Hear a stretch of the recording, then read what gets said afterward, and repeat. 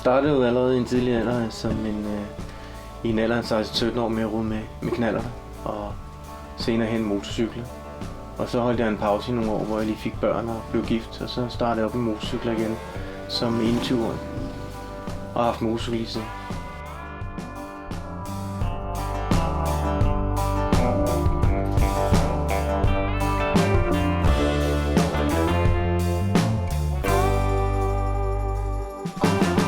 Old School Barbershop var et navn, vi tog her for et par år siden, for ligesom at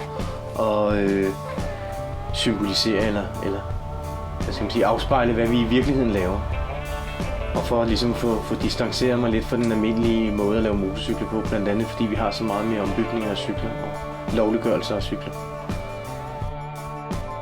Jeg begyndte at skrue på Harley, og det begyndte jeg på. Jeg fik min første Harley som 28-årig. Der købte jeg en gammel VLC'er. En gammel hund, der ikke havde kørt i flere år, havde været afmeldt i en hel del år. Og så tog jeg den hjem og splittede den fuldstændig og byggede den op som en klassisk cykel. Og den kører i øvrigt stadigvæk den dag i dag. Da jeg startede op i 95, var det hovedsageligt Harley, vi havde med at gøre. Det er det også nu. 80% af det, mellem 80-90% af det, vi laver, er jo Harley Davidsons.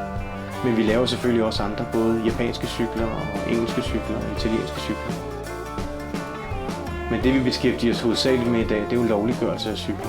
Ombygge cykler, så de er lovlige og lovlige at føre, afgiftet korrekt. Tag de ombyggede cykler, der findes på markedet, og gør lovligt, så kunderne kan bruge cyklerne igen til noget fornuftigt. Og så specielt bygge køretøj.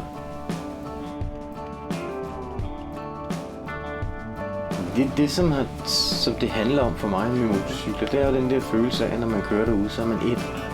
Man er sig selv. Tankerne kan flyve, og man kan køre derhen, hvor man egentlig har lyst. Muligheden for at eje en motorcykel, at have en motorcykel, have flere motorcykler.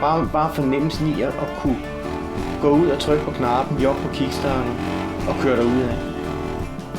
Det er det, som jeg synes, der er fedt.